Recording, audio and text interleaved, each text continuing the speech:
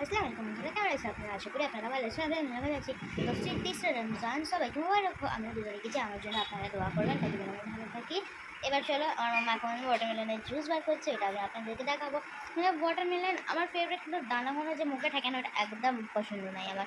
তাই জন্য মাম্মা আমার জন্য স্পেশালি একটা হ্যান্ড ব্রেকার জুস মাঙ্গিয়েছে, মানে জুস বার করার মাঙ্গিয়েছে, সরি ভুলে গেছিলাম। তো চলো, আমি এখানে যে দেখাচ্ছি আপনাদের, ততক্ষণ ভিডিওটা বন্ধ। আপনারা ততক্ষণে লাইক চ্যানেল সাবস্ক্রাইব করে দেবেন প্লিজ। গাইস, আমার মামা আগে থেকে কিউবস কেটে রেখে দিয়েছেন, এবার এদের ঢেলে দিয়েছেন।